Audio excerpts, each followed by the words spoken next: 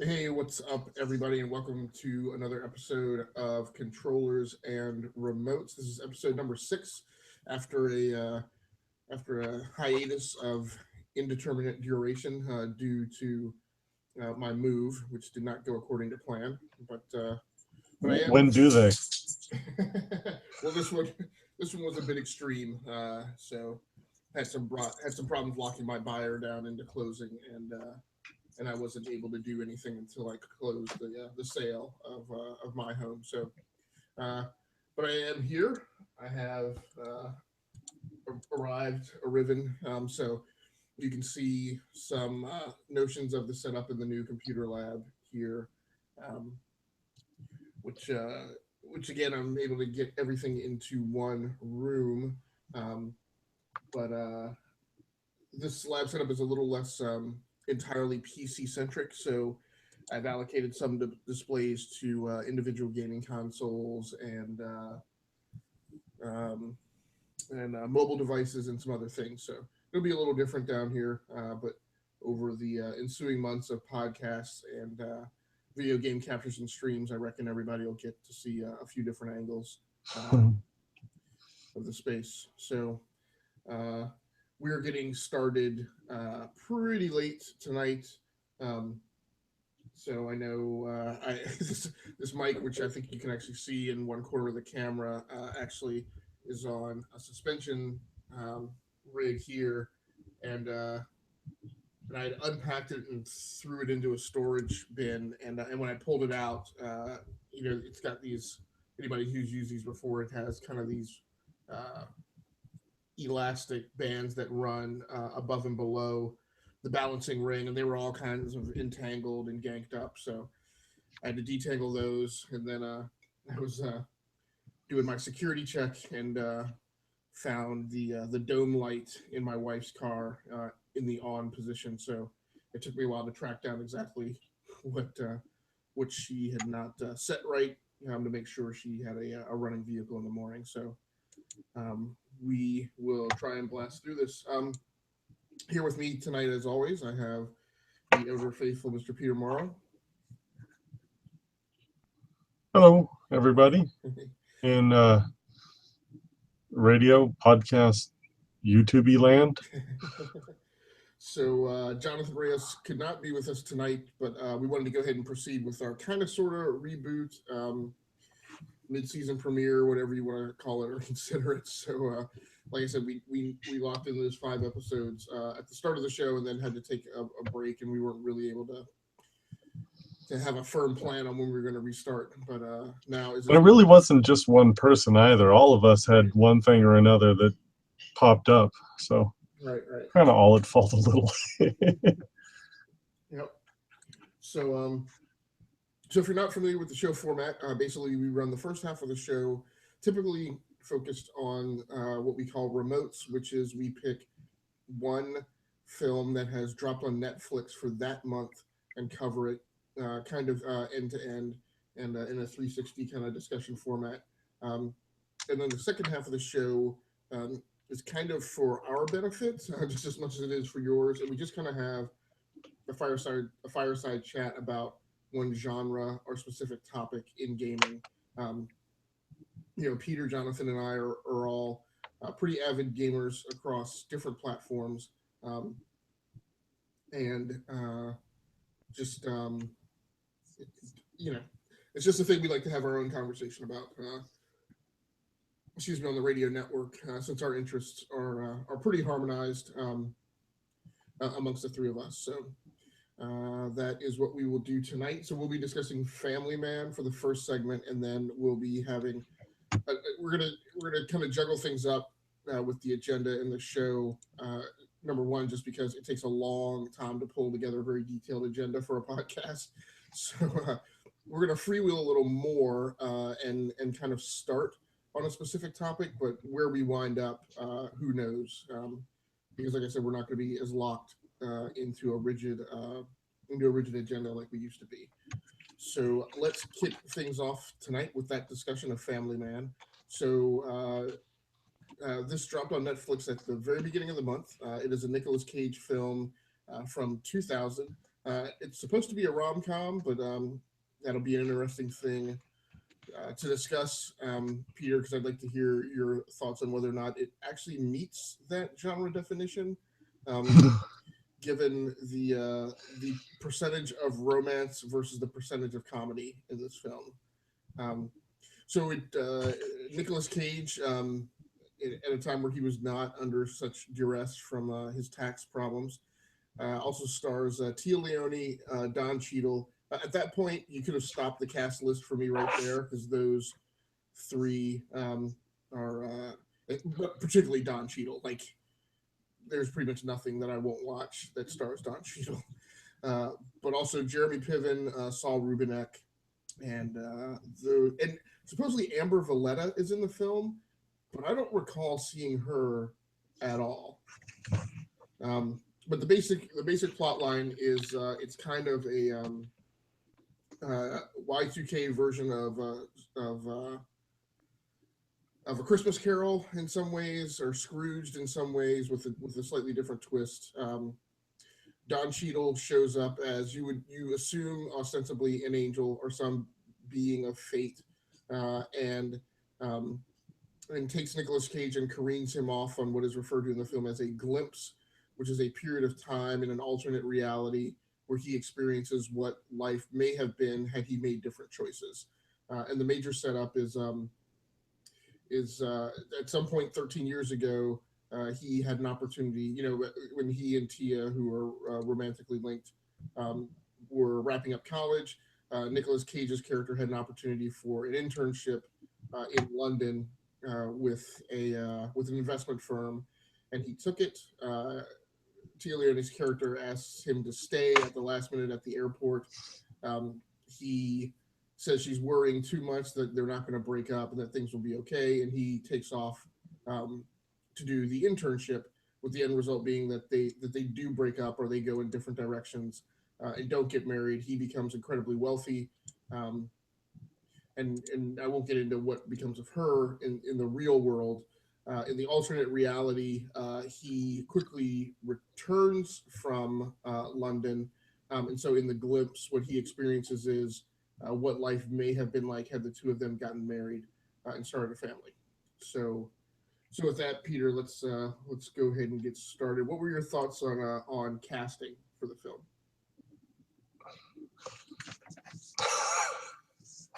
So, our buddy Nicolas Cage, he can either be an amazing actor or he plays himself. I kind of feel like he was playing a version of himself. I half expected him to talk nonsense about cars or have his skull turn on fire.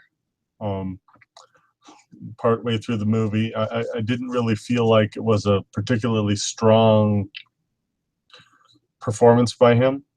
Um, Everyone else was actually fairly believable. Saul kind of played two versions of the same man, and it was kind of fun to see.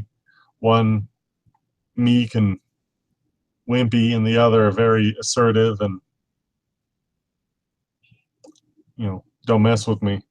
Um, Everyone else, I honestly, his alternate reality daughter um, was probably one of my favorites of this movie because I kind of felt like she was playing the audience. She was there to remind us that this is a silly notion and it's okay. Don Cheadle was fantastic, of course. When isn't he? Yeah, everyone else I think did a fine job, personally.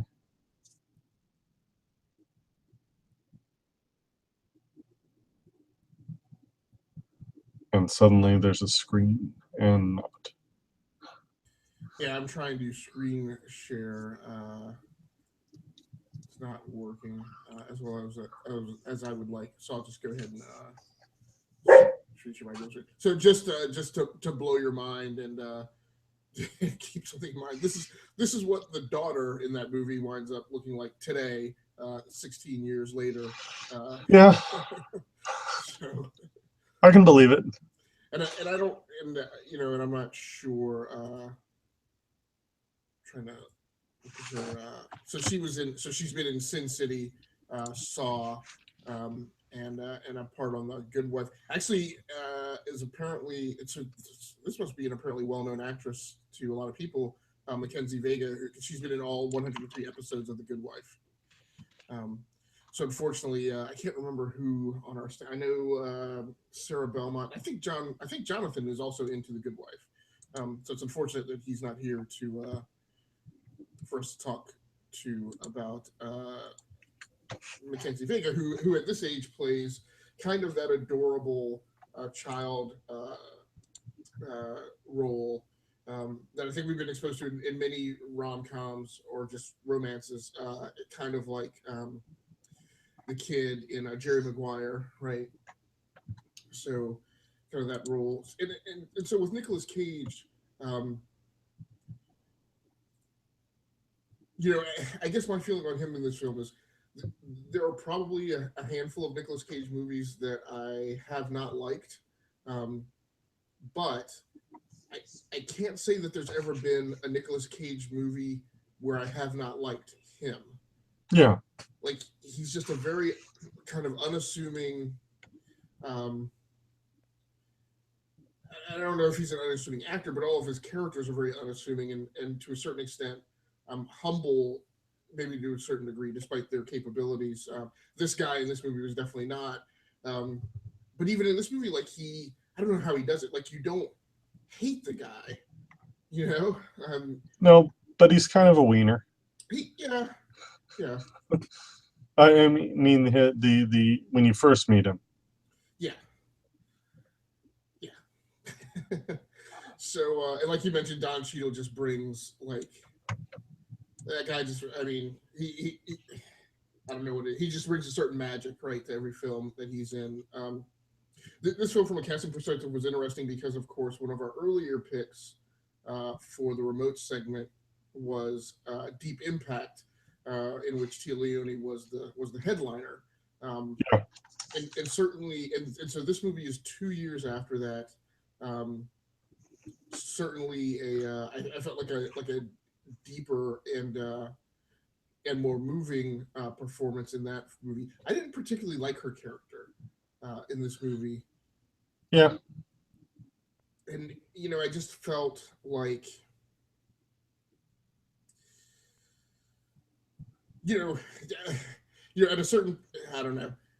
I just felt like as you watch the movie progress, there was a certain degree of selfishness to a certain extent, where she just was not able to come to grips with the notion that and it's very interesting because I just started watching *Halt and Catch Fire* as well. Um, and have you watched that at all? Okay, so there's a character in that movie that I feel like is very similar to Nicolas Cage's character in this film in the glimpse segments, where it's a guy who hasn't achieved his full potential, right? In a marriage, and it's a portrayal of a wife who seems to not be able to come to grips with the notion that the guy wants to be something better and greater than he is, and I certainly get and understand the counterpoint of, well, he should be satisfied in his marriage and with his kids, but it's kind of you know to a certain extent. Now in this film, it's a little less so because it's all about money, even though at certain points it seems like Cage's character is well intentioned because yes, he wants to be better, but he also wants to create a better life for his wife and kids, right? But but more so in *Halt and Catch Fire* and just in general from a topical perspective, it's I don't want to overly grandize it, but when it's kind of like a superhero, right? When you have an ability, you kind of feel like you have an obligation to contribute, right, to the level that you can. And so, both Tia Leone's character in this movie, again, is similar to that to the wife in *Halt and Catch Fire*, where um, it, it seems like neither of them could come to grips with the notion that they were kind of holding their husband back, um, and not by their presence, but by their inability, their unwillingness to even have a real discussion about the notion of them doing something different in their career path. So that was kind of bothersome to me. What were your thoughts on a couple of those scenes? Because there were, you know, there were many of them that were a shtick, right? There were many of them that were a skit. That was a skit, right? It Yeah. was a, it was kind of tropish, um, which is what you get in a rom com. But there were a couple of them that I thought were dramatically significant, and I just kind of wondered what your thoughts were on those. Well, I mean, in general,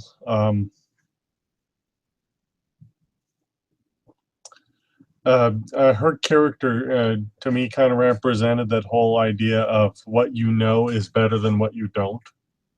You know, it may not, the life she has may not be perfect, but she knows it. It's hers, and you know, she might want for a little more here or there, but it didn't seem like to her there was any big strong reason why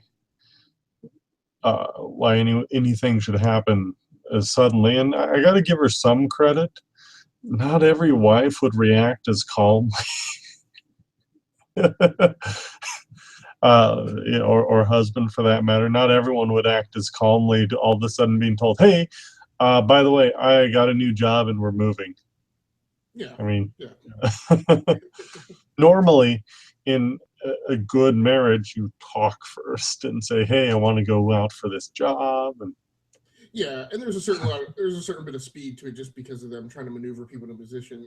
yeah, I do feel like the conversation was, this is what's possible, yeah, if we take this job. yeah. I felt like it wasn't as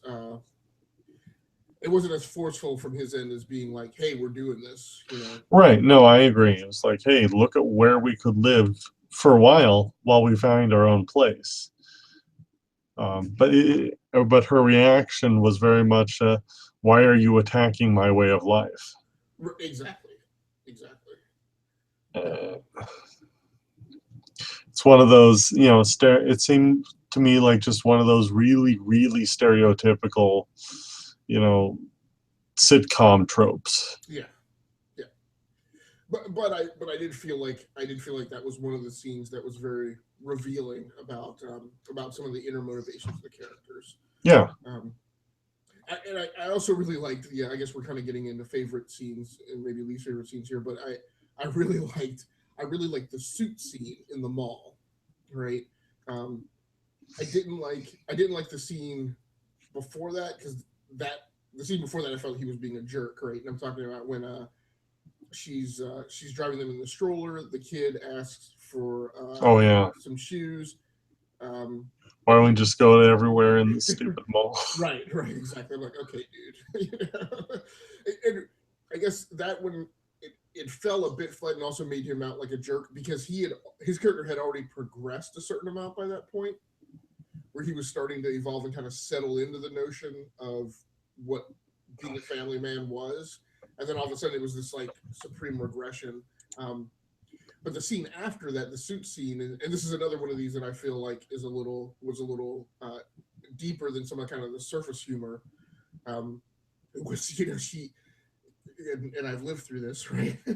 you know, she sees the price on the suit, shakes her head at him as if he's a fool, and then walks away and says, "Take it off, we're getting out of here." And he's just like, "No." It's a very kind of Walter Mitty moment, is what it made Yeah. me feel like. He's like, "No." I'm like, and he's like, "You're not just telling me I'm not buying the suit, right? We're gonna have a discussion about it, right? And oh, by the way, and this is kind of these were kind of this I guess was kind of one of my big kind of thematic takeaways from the movie. It was like, hey, I work, I contribute, I've sucked up some sacrifices. I'm gonna buy a nice suit, right? The fact that our lives are a certain way doesn't just unilaterally mean that certain things are off the table, right? And that's and obviously they kind of set those characters up to be diametrically opposed in that manner, but um, but I feel like that's a certain reality, right? And that's admittedly that's sometimes a conversation that I have to have in my household, right? That hey, just just because your life was a certain way before, my life has been different, and our life together is different, and that means certain things you would never consider right before we got together are in play, right? I'm just not gonna, Yeah. so Yeah, I can assure you my wife probably never thought she would have so many discussions on, hey, can I buy a new sword? I mean,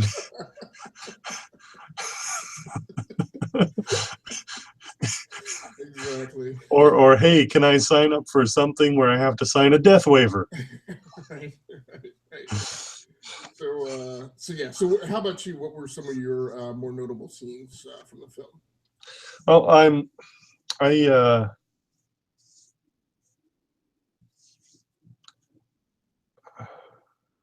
notable scenes. I'll stick with that title. So I found the whole anniversary, scene very actually very well done.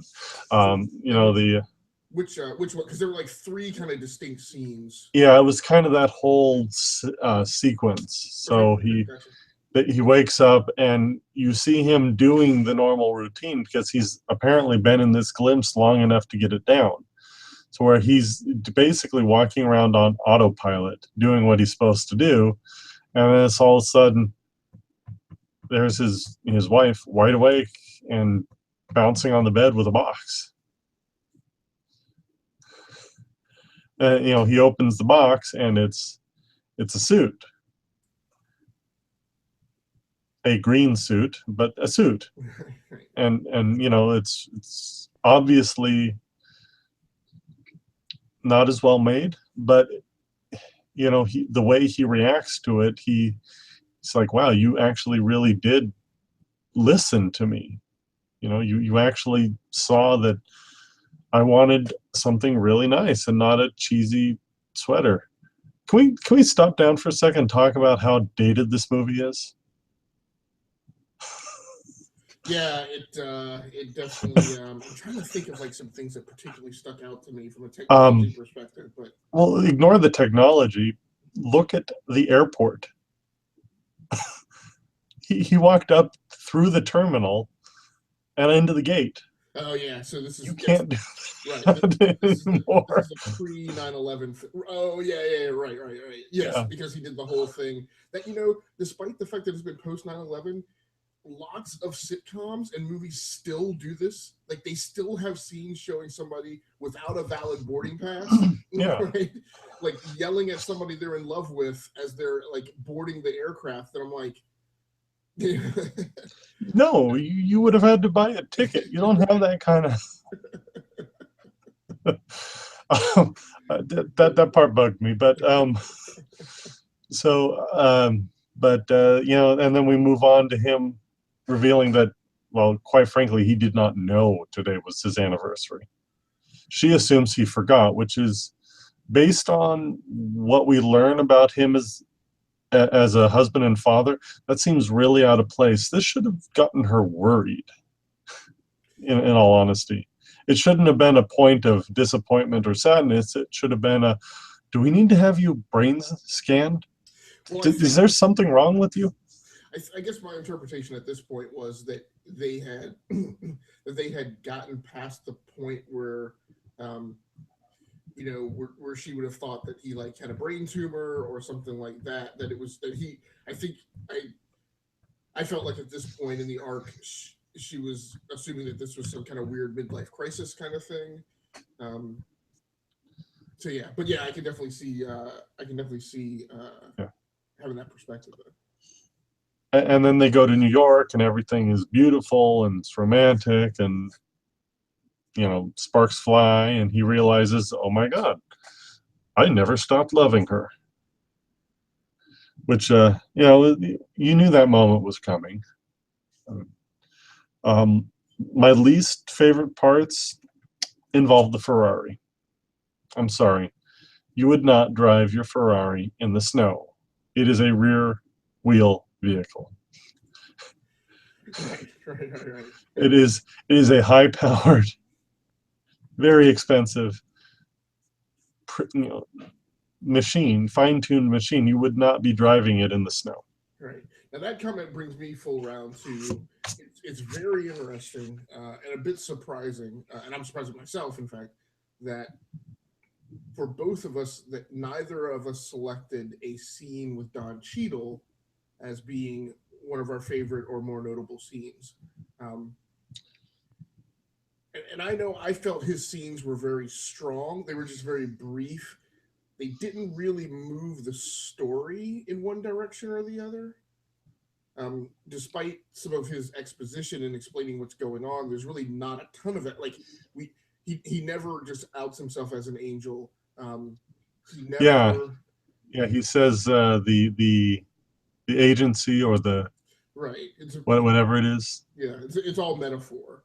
Yeah, And the other thing is he never there's never any promise in him. Most movies, and I guess we should I should mark that as a up check. Um, most movies of this kind of derivative storyline, um, there's always a chestnut right at the end of the trauma. Right, you're supposed to live in this world and kind of learn about yourself so that um, there's some reward at the end. But Cheadle's line is that there's no guarantee of reward. It's just something you need to experience and you need to figure some stuff out, right? Is his tagline. But there's no thing of like, yeah, you learn this or you'll be fated to doom or or anything. There's no consequence yeah, that's affirmed is going to come out of this. It's just a thing that he has to go through. Um, so from a logic standpoint, you could have actually done this movie without having the Don Cheadle scenes, right? yeah. It would have been almost like Groundhog Day. Right. Yeah, nobody explained to Bill Murray's character what the heck was happening. There was no promise. There was no. He had to figure it all out on his own. Right. So, And it was kind of nice that they didn't have that. Um, Recently, I was reminded that there are certain scenes like in A Few Good Men. Um, Tom Cruise's character explains what he's going to do in court and how it's going to happen, and then they go in and it goes the way that he says, and it's kind of like, well, why'd you take the time to explain it? You could have saved us like 3 or 4 minutes of this movie. You know, I think people, storytellers rely too heavily on telling us what's going to happen before it actually happens. And something I did like about this movie is that they didn't do that. It was just Don Cheadle coming in saying, "You really think you're going to try and save me? All right, you're on. Let's see if you can learn something. All right, this is your reality now. This is your glimpse. Now figure out why. Figure out what you got to figure out. You'll be here as long as it takes. And if you don't, oh well, nothing happens." right, exactly. So just trying to remember, I had another queue up for you, but I was trying to get the tweet out. Um, from a cinematography perspective, anything that jumped out at you as being significantly good or bad in this film? It was a rom-com-ish movie. Uh, I would be surprised if there was anything revolutionary coming out in a movie like this.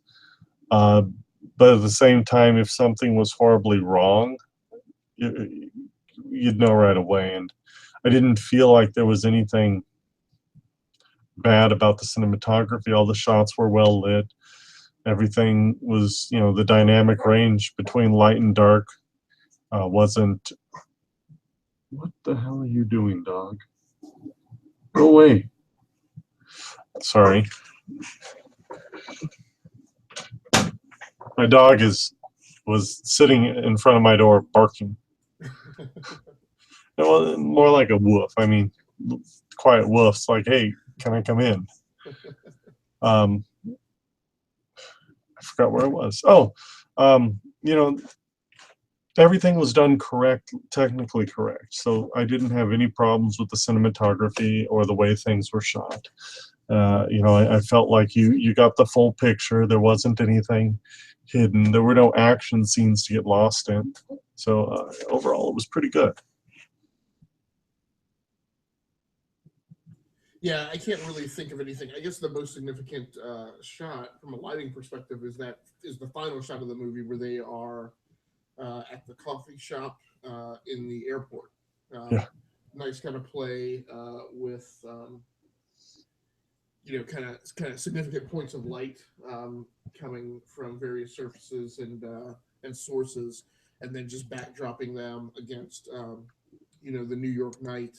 Uh, just the two of them sitting there having coffee. It was kind of weird because I was looking very closely at them sitting at the table, and to me, it looked like the dude at the table was not Nicolas Cage. So I don't know if he wasn't able to shoot one of his scenes or something like that, or just maybe from a profile perspective looked radically different than you would think he would. Um, given what his portrait shot would look like. But so that was just the only weird thing to me. Any issues with pacing or overall continuity in the film?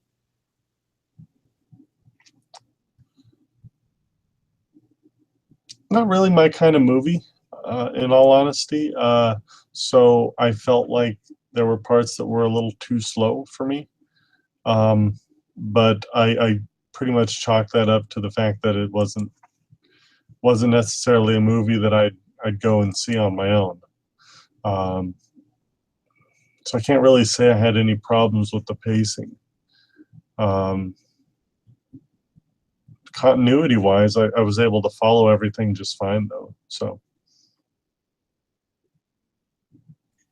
Yeah, I guess for me, I wasn't a huge fan of the pacing. The movie, and I'll just go ahead and slide into kind of our overall perceptions.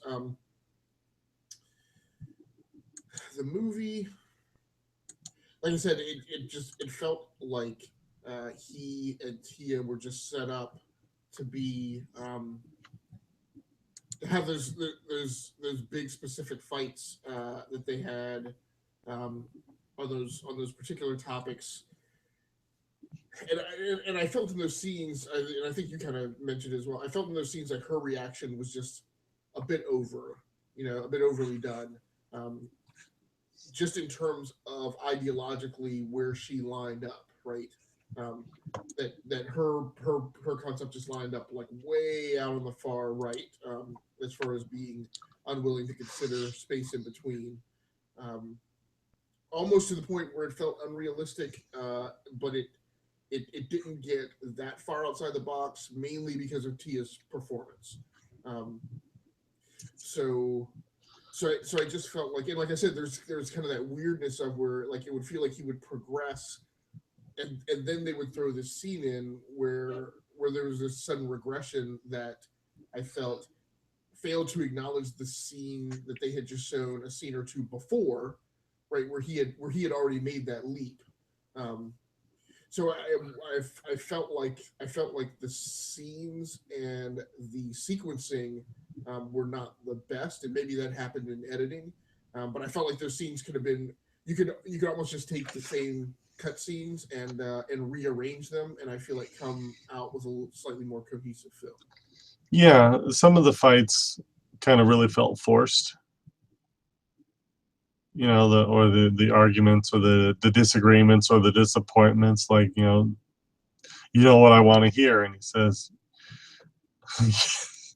starts talking dirty. Right, right, That to me should have elicited a laugh and maybe right. from Taya Leone's character. I would think that she would have laughed at that and it's like, haha, very funny. Right. Yeah, her super negative reaction only makes sense if it is tightly coupled to specific points of disappointment like in the last 15 minutes, right? Yeah. If that was it only makes sense if that's like the last that's the straw that breaks the camel's back in like a series of errors that he's made. Yeah. But the scene immediately preceding that is them running around the kitchen in the Fighting, play fighting over play fight. cake. Right, Yeah. right. So Yeah. just so I don't know. I guess my overall feelings of the film are it was neat, it was cute. I didn't, I'll admit, um, while I wouldn't rate the movie very high, I started watching the movie very late, and it was definitely a thing where do I become obsessed with my notion of always watching these things in a single seating, because I feel like it becomes a little disruptive in how you kind of regard the film when you split it up, um, or is the movie down on the left end of the scale so much that I could go ahead and get some sleep. And I didn't feel like I could stop the movie. Like I wanted to see where it was going to go and what the resolution was going to be. Um, but it makes some interesting creative choices in that it doesn't totally fit the mold of where you would expect a movie like this to go. Based on the things we mentioned before, but at the end of the day, um, it's a neat film, but it's not even good enough. I don't think that I would pick this movie for a date night, right? I did. But before you saw the whole thing, right? I said, "Hey, I gotta watch this," and Britta said, "My wife said, okay, I'll watch it with you." Right. And for the past couple days, she's been saying, "What did you make me watch?" Right, and that's what I'm saying. I'm saying after the fact. Like I wouldn't recommend this to somebody as a date night movie. No, I mean that you got to be in a mood for this one, Yeah, in the right mood, and I think maybe if you were in a more Christmassy mood, this movie might make a little more sense, since that's kind of when it takes place. yeah. Christmas in August is a little weird. I don't even. I almost feel like you have to be specifically a Nicolas Cage fan to really want. Like you have to be like a Nicolas Cage fan and a completionist, right? You're just out to Yeah, see every movie that he's been in. Like I said, not a horrible movie. It just it I guess it just adds. It's so it's a common, 65 percenter. right? Yeah, exactly. It's Yeah, it's just so common that you're like, yeah. I, I can't come up with a good reason for somebody to spend 2 hours and 5 minutes of their lives watching it. At the opportunity cost of watching something else. Yeah.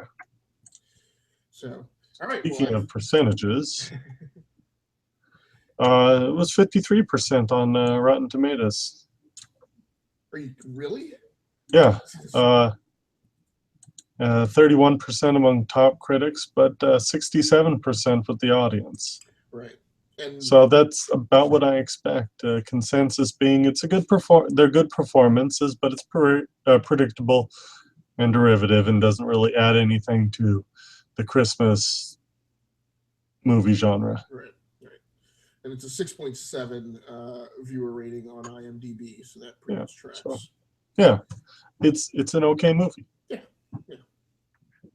All right. Well, I think that's a pretty good remote segment. Let's put down the remotes and pick up your controllers and talk a little first-person shooter. So, I know we have done this particular topic before, but Gosh darn it, we like it.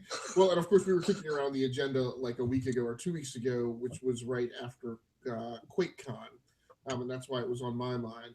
Um, Now, this past weekend or past few days, there has been Gamescom, and I haven't caught up on the coverage of that. But at a minimum, I guess the reason I wanted to kick this topic around again, and admittedly, probably a lot of our topics are driven out of nostalgia, although we pick up current ongoings as well. But uh, one of the things that I saw coming out of QuakeCon that made me feel both nostalgic, but also uh, you know, reinvigorated in my confidence in gaming for the future is was Quake. Uh, I'm not even sure what's called now. Quake is it Quake Championship? Because it's not. I wanted to say Quake Arena, but of course that's what it is heavily based on. Um, but at any rate, one of the things that was shown off at QuakeCon was um, a new game in the Quake series that is a arena based first person shooter uh, multiplayer competitive game. Um, and this seems to be the year for that sort of thing, and it's a Quake Champions is the new game. And you know what we're getting a lot of is this notion of kind of mashing up or blending um, the hyper fast paced arena based shooters of the past, like Unreal Tournament and Quake, and intermixing them with a very small dose of the hero type combat that takes place in MOBAs. So um, you know both Quake Champions and Lawbreakers and is it Overwatch is the big one from Blizzard that everybody's playing Yeah, now, Overwatch. and Battleborn. All of these games have a basis in role based, right? So instead of like the old Unreal Tournament and Quake, where everyone spawned, everyone had the same capabilities. Weapon spawns were scattered throughout the map, and so you know everybody that you rolled up on had the capability to have a rocket launcher. In these games, you know, certain characters get certain weapons and can upgrade them and go down different paths. Um, so it's not as wide open. It's not as much of an asymmetric challenge. Um, in these new games that are coming out as it was in the past. Uh, so Peter, have you ever been in any of these kind of games? You know, Unreal Tournament or Quake? I loved Unreal Tournament. My buddies and I used to get together in person with our, bring our computers all together, hook them up with, just switches and routers, and go at it for all night long. And in my parents' living dining room, just take over one of our one of our things and just have these glorious, awesome LAN parties where we would end up doing the same map over and over again, climbing up into the tower and shooting as many people as we could. God, that sounds horrible. But it was so But much fun. it was so much fun. I loved Unreal Tournament. I never got into Quake Arena, but we were huge fans of Quake and Quake 2. Um, Half-Life and all the mods that it spawned. We all played a bunch of those.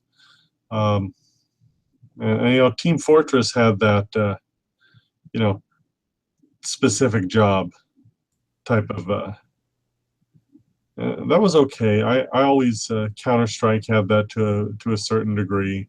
Right. I always liked games like that that allowed you to start with weapons, with a certain weapons outfit package. Um, I'm not as big a fan of them anymore, probably because I'm not competitive in them. Right, and because the Call of Duty community has pretty much driven any fun out of them, that there used to be. Right, and I was always more inclined to get my friends together so I could throw something at them, or scream obscenities at them in person, Right, so I could get that immediate visual, visceral reaction of something being thrown back at me. right, right, But the whole multiplayer online, I, I, I understand it. It's just not something I do a lot of, because it's so hard for me to get my friends together. right, right. So for me, I mean, I've liked both. The thing I like about the class-based or role-based shooters is if you fall in with the right group of people, um, there's a pleasant dynamic where the notion that everyone can't be good at everything plays into uh, tighter cooperation, right? And gameplay with other players. And that's awesome. Like one of the most euphoric experiences when you're playing online is to, you know, either be in, either evolve with a group of friends who become very tactical, and very specific and very honed in their approach. Probably the pinnacle of my own experience in that vein was Chrome Hounds on the Xbox 360, where I rolled with a squad and we just got very specific and very military like in operations in the field, and that was awesome. And even just like is it Blazing Angels on the Xbox 360, where which was like a World War II aircraft. I don't want to call it a simulator, but it was a World War II aircraft game. Um, and just the radio chatter right on our comms, and how close they sounded um, to actual operations, right? That's that in Rainbow Six Vegas, right, to a certain extent too. When it when it becomes less a game of football, right? And in the kind of Call of Duty vein, or basketball is probably the better metaphor for Call of Duty.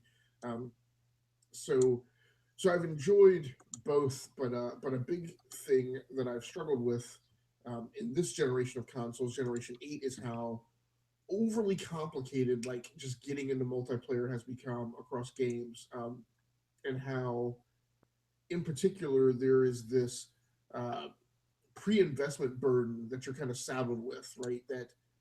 That before you can hop into a game of Destiny or a game of even the racing games, right, or even like a game of Forza, and admittedly it's been this way in Forza for a while, but there's a certain minimum amount of single player that you have to do, and a certain amount of grooming your character and prepping them for multiplayer that you have to do before you can even really enjoy a multiplayer match.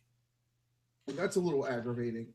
Um, in Rainbow Six Vegas, yeah, I used to kind of farkle with my loadouts right every time before I jumped in and started playing with everybody, but that was something I chose to do, right? I didn't have to do that. I chose to do it. But in a lot of these games that are coming out in Gen 8, well, it's a certain amount of time and setup and prep, like every time before you're going to jump in. So I'm really looking forward, and I really appreciate these, gaming at the speed of light kind of games that are coming back. That are like it used to just be so cathartic to like pop open that Unreal Tournament screen and just hit servers and like click the first server in the list with the lowest ping and just go, like you're Yeah. in a game like in 20 seconds. Yeah, you didn't need to think, you didn't need to find people, you didn't need to do anything. It was just there you are, ready to go. Yeah, absolutely. So another interesting thing that I saw at QuakeCon, and I won't get into this too much because I don't know. Did you? I don't suppose that you ever played the game Prey, did you? No, Okay, doesn't ring a so bell. yeah. So the other thing that I saw that was interesting at QuakeCon is the spiritual sequel to that, which has nothing to do with the first one. Um, so, uh, so that's coming out, and Dishonored 2 as well. Have you played Dishonored? No. Yeah, I haven't either. I've got it in my collection, but I haven't gotten around to it. But I guess I've kind of labeled it as it is Bethesda's Assassin's Creed. Um, but a very popular game, very strong following. I guess kind of a mix between Assassin's Creed and Deus Ex. I feel like so so that was there. So Peter, what have you been playing recently? Not a lot. I've been past few weeks. I've been working on getting back into the workout regime after my last Spartan race.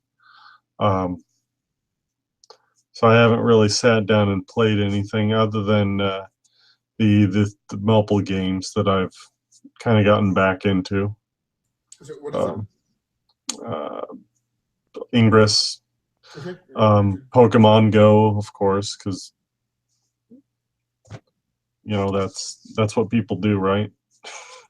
Well, No, actually, I've been working on a kind of a compare and contrast between both Niantic properties of Pokemon Go and Ingress, since it's essentially the same backbone. It's very similar game design, so I wanted to see, kind of get a compare and contrast, and I'm coming up with some interesting things there.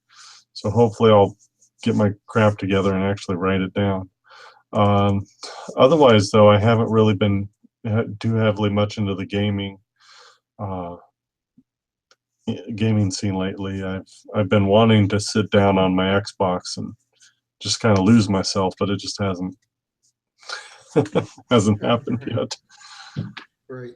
Right. So one of the things I've come through is just as I got here and completed setting up the lab, uh, I um, start up a gaming session on my Lenovo Y50, which actually the wrong way. Now pointing the wrong way is actually at this workstation right over here, over my shoulder.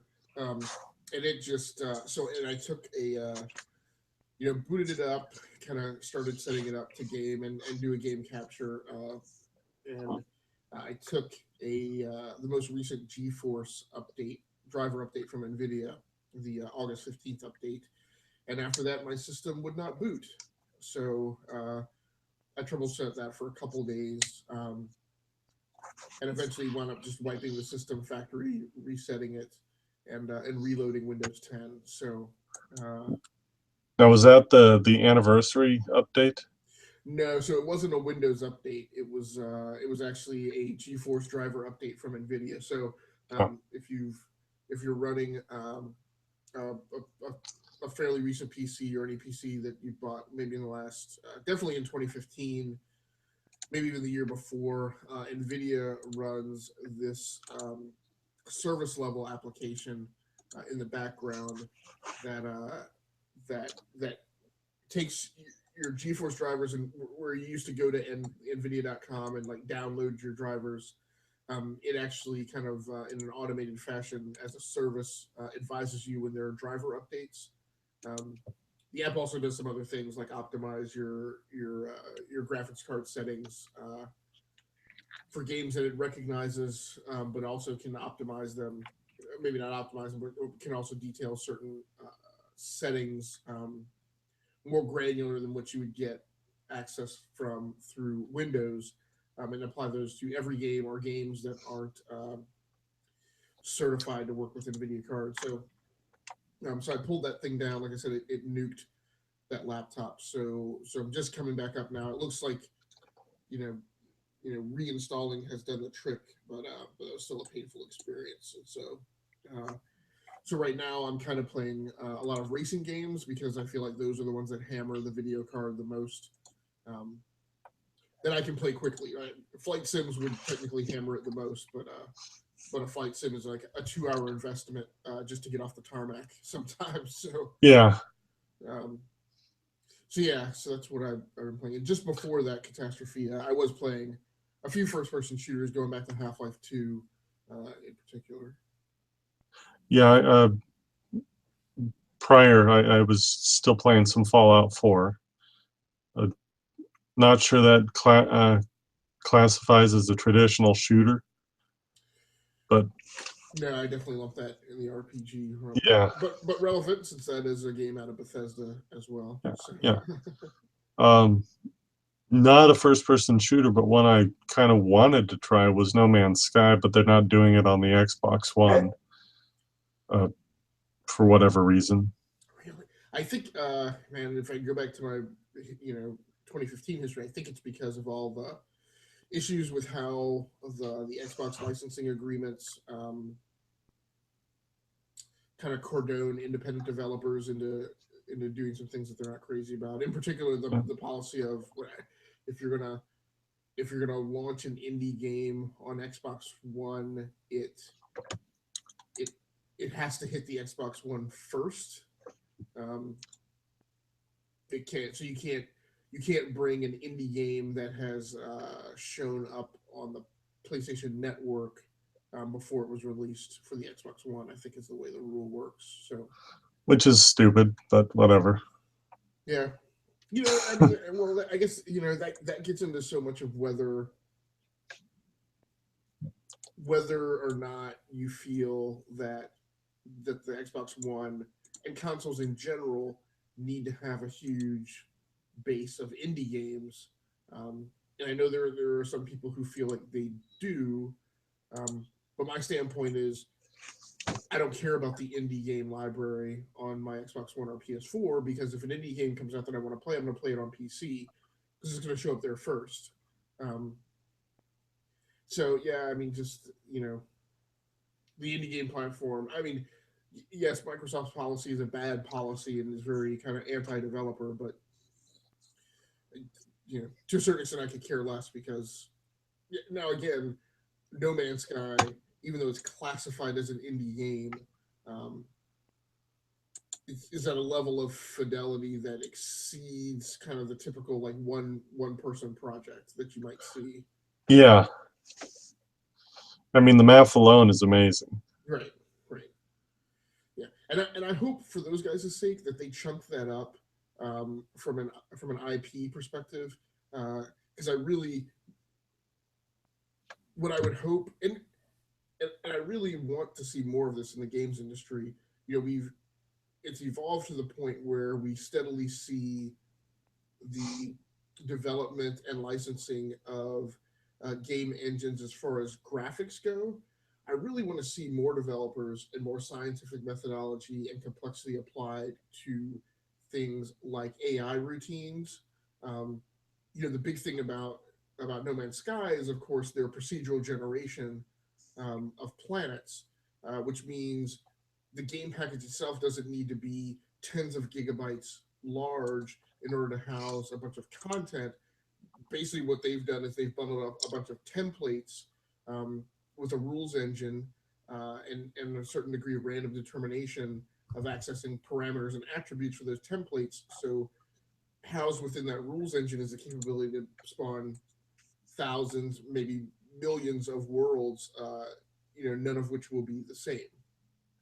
And I hope for their sake that they package that in terms of IP and that they can license out just that part. Yeah, yeah, I would agree. I just like I said, I just kind of wish it was on Xbox One. I've kind of become more of a console gamer as of late since my computer is more geared towards photo editing and such than video games. Right, right. Well, I told that story about the Lenovo Y50 because I definitely had to do some soul searching while I was going through that. I was like, my Xbox One is right over there, right? My PS4 is right back there, right Yeah. beneath that standing workstation.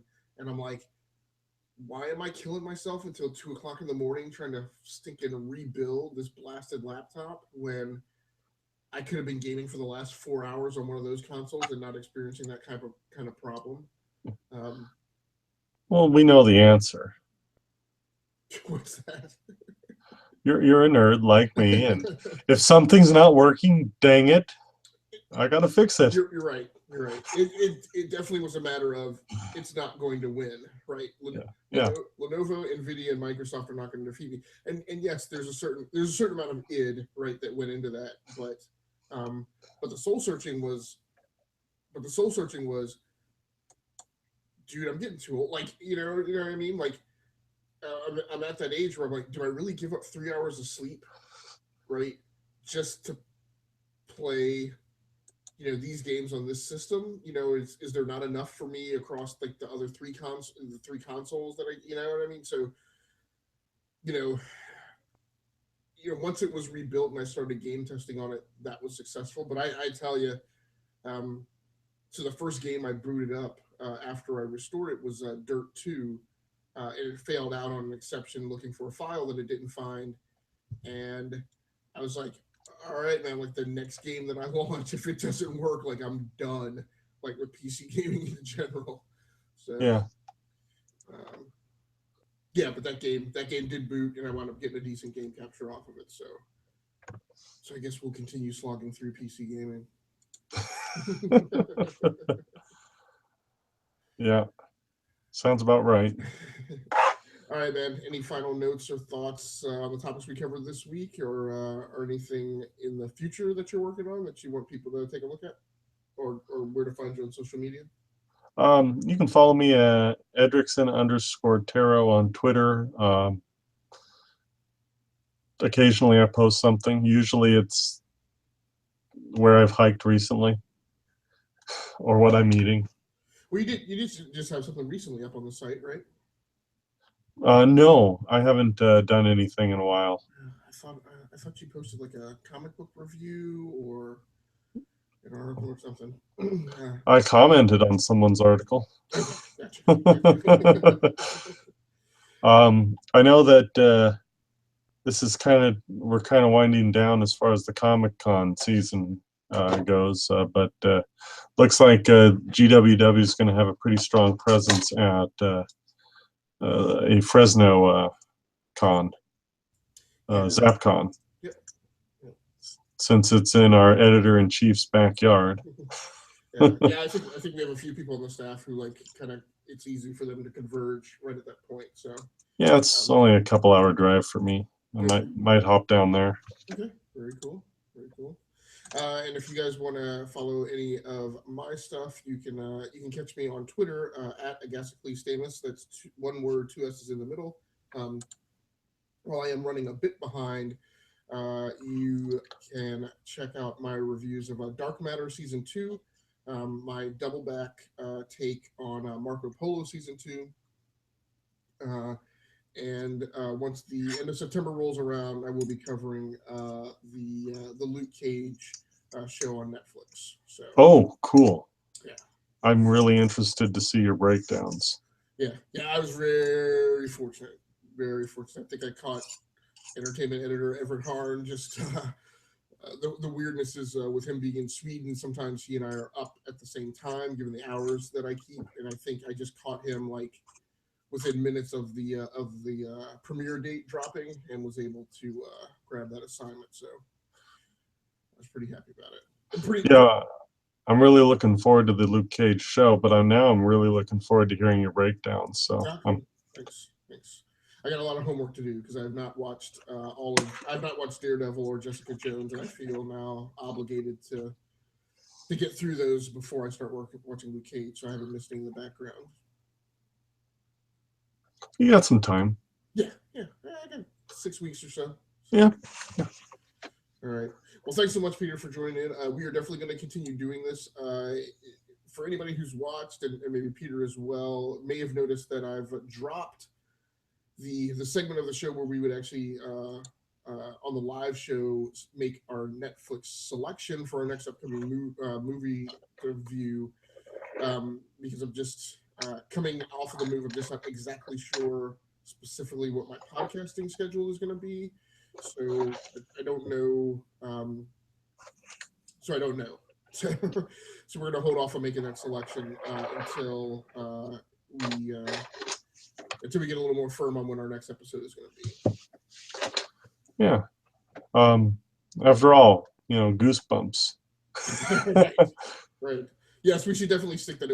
Maybe what we'll do with that is do an episode where we do a double remote segment and skip the controller segment for that show and catch back up on that movie assignment, because we did watch it and we just never swung back around to discuss it. Yeah. So. I still remember all my comments about it. We'll definitely do that then here pretty soon. So thanks everybody for joining in. If anybody joined the live show, we do appreciate you viewing. I apologize if I didn't set up Q&A, so actually Q&A was set up, or it wasn't. So this feature is disabled. right, yeah. So if you did join in live, please tweet at us if you have any comments, or just post comments on the YouTube video, or on the post when it goes up later this week. So thanks so much everyone for joining in. This has, on behalf of Agaskali Stamus and Peter Morrow, thanks again for joining in, and we are out of here.